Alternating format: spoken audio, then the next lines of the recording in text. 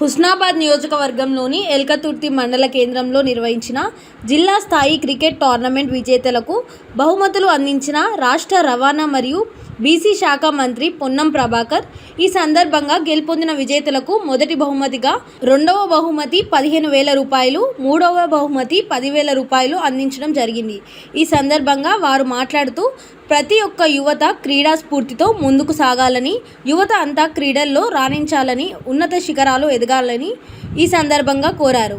ఈ కార్యక్రమంలో ఎల్కతుర్తి మండల క్రీడాకారులు, యువకులు, కాంగ్రెస్ పార్టీ నాయకులు, కార్యకర్తలు, అధికారులు, పోలీసులు, స్థానిక అధికారులు, స్థానిక ప్రజలు, యువకులు పాల్గొన్నారు. ప్రోత్సహించడానికి హుస్నాబాద్ నియోజకవర్గ స్థాయి క్రికెట్ టోర్నమెంట్ నిర్వహించినటువంటి ఎల్కతుర్తి మండల నాయకులందరూ కూడా ఒకసారి గట్టిగా చప్పట్లు కొట్టి అభినందనలు తెలియజేస్తాను. ఇందులో పాల్గొన్నటువంటి క్రీడాకారులందరూ కూడా గట్టిగా ఒకసారి చప్పట్లతో మరొకసారి క్రీడాకారులందరికీ చెప్పినాం, నిర్వాహకులకు చెప్పినాం. ఈసారి విజేతలకు గట్టిగా ఒక్కసారి చప్పట్లు కొట్టి వారందరూ కూడా శుభాకాంక్షలు. ఇది ఇక్కడ సహకరించినటువంటి అందరికీ కూడా ధన్యవాదాలు తెలియజేస్తూ, ఇప్పుడు రాంగ చెప్తూ ఉండ్రి ఎంఆర్ఓ గారు లేరో, ఎంఆర్ఓ గారు ట్రాన్స్ఫర్ అవుతున్న ఎలక్షన్ రూల్స్లో కొత్త ఎంఆర్ఓ మీరు లోకల్ వాళ్ళు చెప్తే ఇక్కడ ఎక్కడ జాగ ఉందంటారు. ఈ ప్రాంతంలో క్రీడా రంగాన్ని ప్రోత్సహించడానికి ఆ జాగను ఉపయోగించుకుంటే, ప్రభుత్వ జాగ ఏదైతే దాని పేరు క్రీడా ప్రాంగణంగా దానికి పేరు పెట్టి భవిష్యత్తు బలమైన అభివృద్ధి విధంగా దాన్ని ముందుకు తీసుకుపోదాం అనేటువంటి మాటని సందర్భంగా మనం చేస్తూ, తప్పకుండా క్రీడలు మనలో ఉన్న స్ఫూర్తిని అన్ని రకాలుగా మన శారీరక దారుఢ్యంతో పాటుగా, ఆరోగ్యంతో పాటుగా, మానసిక ఉల్లాసంతో పాటుగా పరస్పరం అవగాహన, స్నేహాన్ని, ఇంకా బంధుత్వాన్ని పెంపొందించే విధంగా క్రీడలు నిర్వహించబడతాయి. గెలిచిన వాళ్ళు సంతోషపడినా, ఓడిన వాళ్ళు కూడా గెలిచిన వాళ్ళకి శుభాకాంక్షలు తెలిపే విధంగా, అందుకే స్పోర్ట్స్ స్పిరిట్ ఉండాలంటారు, క్రీడా స్ఫూర్తి ఉండాలని అందుకే అంటారు. ఎప్పుడైనా కూడా గెలిచినోడు సంతోషంగా, ఓడిపోయినాడు బాధగా ఉండడు. ఇక్కడ మళ్ళీ ఓడిపోయిన వాళ్ళు మళ్ళీ గెలవాలనే తపన పడేటువంటి ఆటను మనం చూస్తూ ఉంటాం. కాబట్టి ఈ విధంగా ప్రతి దాని లోపల క్రీడా స్ఫూర్తి ఉండాల్సిన అవసరం ఉంది.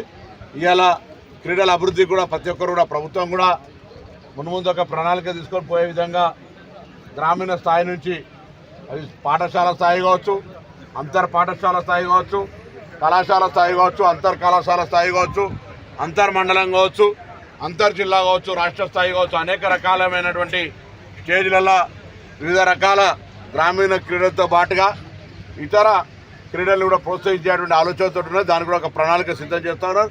తప్పకుండా రాబోయే విద్యా సంవత్సరం నుంచి ప్రతి ఒక్క విద్యార్థి కూడా క్రీడల్లో భాగస్వామ్యం తీసుకునే విధంగా విద్యా వ్యవస్థలో కూడా చేర్పులు తీసుకొచ్చే ఒక ప్రణాళిక కొనసాగుతూ ఉంది.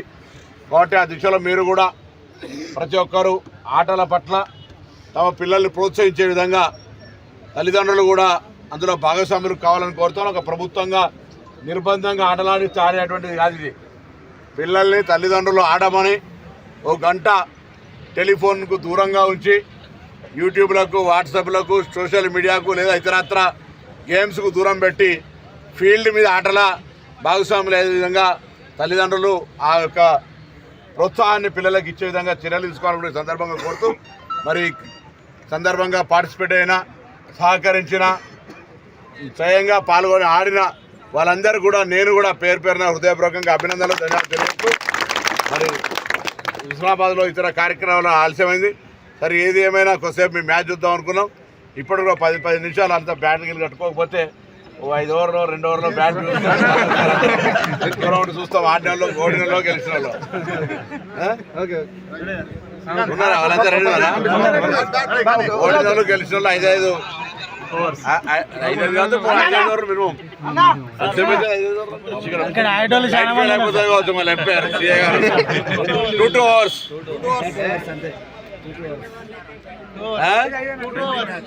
2 ఓవర్లు నైట్ ఫెయిల్ అవుతుంది.